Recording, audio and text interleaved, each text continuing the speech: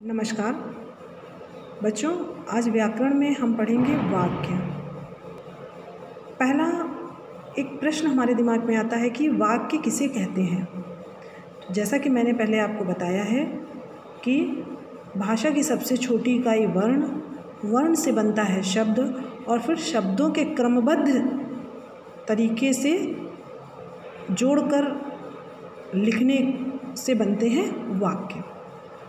तो वर्णों के सार्थक समूह से शब्द बनते हैं और शब्दों के सार्थक या क्रमबद्ध समूह से वाक्य बनते हैं।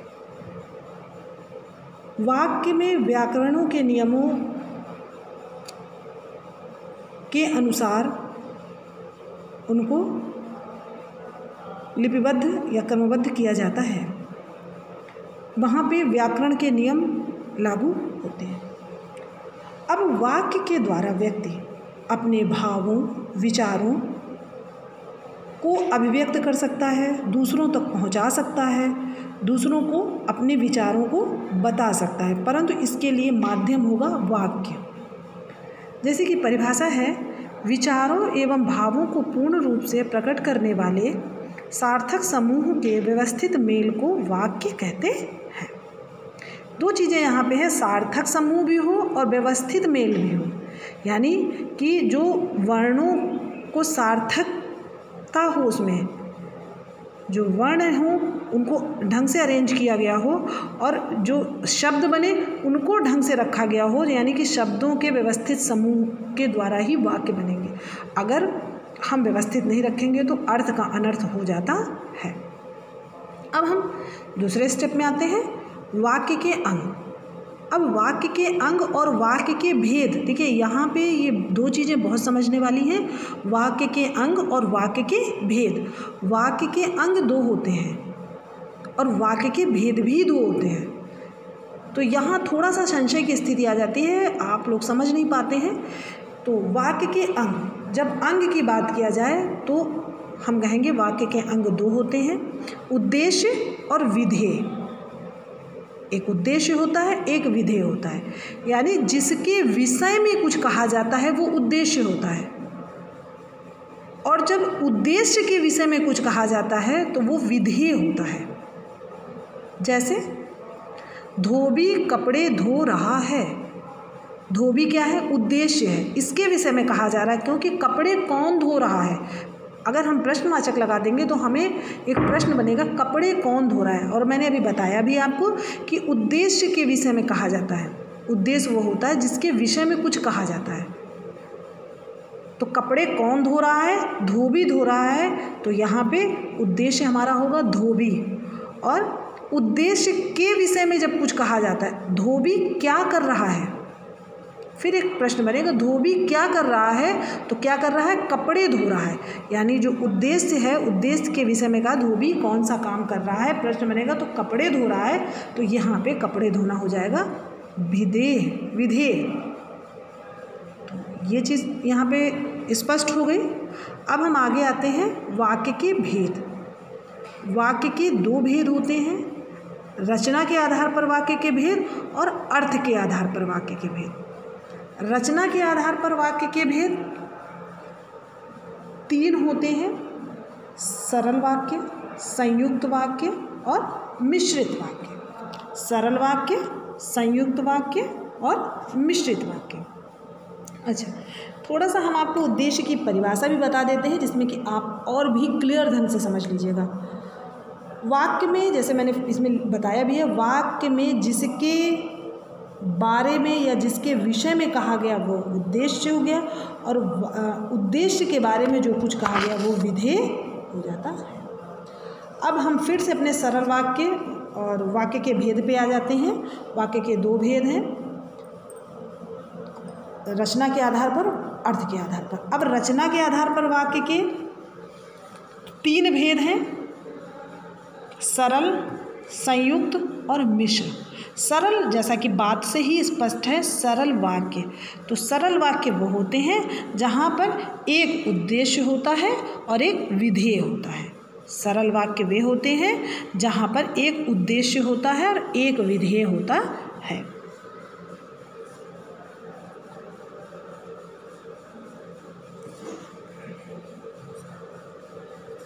एक उद्देश्य और एक विधि।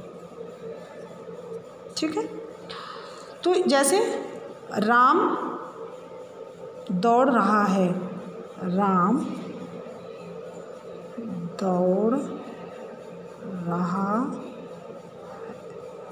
यहाँ पे एक उद्देश्य है और एक विधेय है, तो ये सरल वाक्य हो गया, राम दौड़ रहा है। संयुक्त वाक्य, संयुक्त माने होता है जुड़ना, जिसको आप इंग्लिश में कहते हैं कंपाउंड।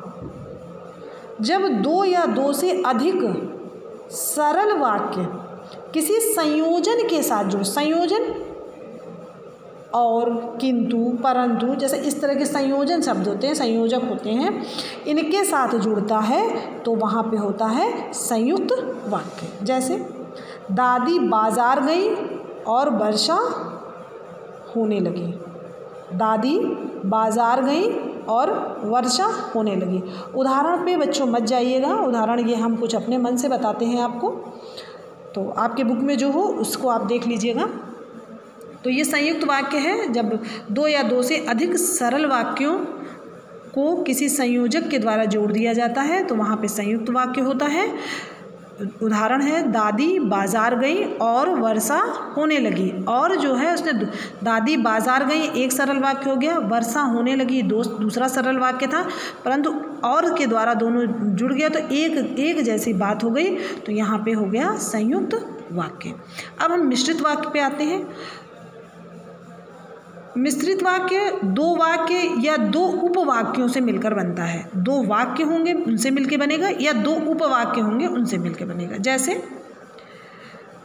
मैंने एक व्यक्ति देखा, मैंने एक व्यक्ति देखा जो बीमार था। दो बातें यहाँ स्पष्ट हुई, पहले तो व्यक्ति देखा और वो भी बीमार था।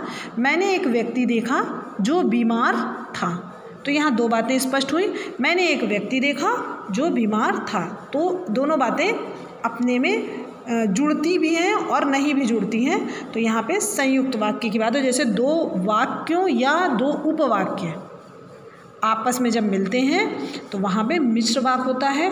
जैसे प्रधानमंत्री ने कहा कि हम महंगाई को बढ़ने नहीं देंगे, प्रधानमंत्री ने कहा कि हम महंगाई को बढ़ने नहीं देंगे। तो प्रधानमंत्री ने कहा एक वाक्य था, और उसके साथ दूसरा कि महंगाई को नहीं बढ़ने देंगे, संयोजक लग गया, तो यहाँ मिश्रित वाक्य हो गया। अब हम अर्थ के आधार पे आते हैं। अर्थ के आधार पर वाक्य के 8 भेद होते हैं। अर्थ के आधार पर वाक्य के 8 भेद होते हैं। पहला है विधानवाचक वाक्य, दूसरा प्रश्नवाचक, निषेधवाचक, संकेतवाचक, आज्ञावाचक, संदेहवाचक, इच्छावाचक और विस्मयादि वाचक। जैसा कि पहला है विधानवाचक, जिसमें क्रिया करने के लिए स्थिति का बोध कराने वाले सामान्य कथन हो, वो मतलब सामान्य सी बात हो, यहाँ पे क्रिया हो रही हो और स्थिति का बोध हो रहा हो। सामान्य विधानवाचक मतलब सामान्य सा वाक्य हो, जैसे पृथ्वी गोल है, पक्षी चहचहा रहे हैं, मोर नाच रहा है। यहाँ पे बिल्कुल सरल सी बात है, सिंपल सी बात है, तो यहाँ पे विधानवाचक वाक्य कहा जाएगा। प्रश्नवाचक, जैसा कि आपको सबको पता है, नाम से ही है, प्रश्नवाचक क्यों, कैसे, कब लगा हो जिस वाक्य में, वो प्रश्नवाचक होता है। निषेधवाचक, निषेध माने नकारात्मक होता है, नेगेटिविटी होती है, तो जहाँ राम नहीं जाएगा, श्याम नहीं खाएगा, राधा नहीं बोलेगी, तो नहीं लग गया, वहाँ निषेधवाचक वाक्य हो गया। अब संदेहवाचक वाक्य, संदेह, जैसे कि आप लोग संदेह प्रकट करते हैं कि शायद आज वर्षा होगी, कन्फर्म नहीं है आपको कि होगी कि नहीं होगी, हो भी सकती है और नहीं हो। शायद आज हम स्कूल ना जाएं, जा भी सकते हैं और नहीं भी जा सकते। तो जहाँ संदेह जैसा बात हो तो वहाँ संदेहवाचक वाक्य होता है। आज्ञावाचक वाक्य, आज्ञावाचक वाक्य वो वाक्य होते हैं जहाँ आज्ञा दी जाती है। जैसे सुबह उठकर घूमने जाया करो, सुबह उठकर घूमने जाया करो, कृपया पत्र का उत्तर शीघ्र देना, उधर जाकर बैठो। ऐसे जैसे क्वेश्चन होते हैं तो वहाँ पे आज्ञा जैसा बोध हो, वहाँ पे आज्ञावाचक वाक्य कहलाते हैं। अब संदेहवाचक वाक्य, संदेहवाचक मैंने आपको बता दिया। अब हम संकेतवाचक जैसे देखो दरवाजे पर कोई है, तो संकेत कर रहा है। दूसरा, तुमने बुलाया होता तो मैं अवश्य आता, यहाँ पे संकेत दिया जा रहा, अगर तुमने बुलाया तो मुझे संकेत किया होता तो मैं ज़रूर आता। इच्छावाचक वाक्य, जहाँ पे इच्छा प्रकट होती है, जैसे आशीर्वाद देने में, तुम सुखी रहो, ईश्वर तुम्हारी हर इच्छा पूरी करे, आपकी यात्रा मंगलमय हो, आप अच्छे से पढ़ें, यहाँ इच्छा प्रकट करी जा रही है, वहाँ पे इच्छावाचक वाक्य होगा। विस्मयादिवाचक वाक्य, जहाँ पर आश्चर्य की बात हो, अरे आप आ गए, ओह बारिश होने लगी, मैं गिर गया। तो जहाँ पे विस्मय हो, जहाँ पे एकदम आश्चर्य प्रकट हो, वहाँ पे विस्मयादिबोधक या विस्मयादिवाचक वाक्य होता है। तो मुझे ये उम्मीद है कि आपको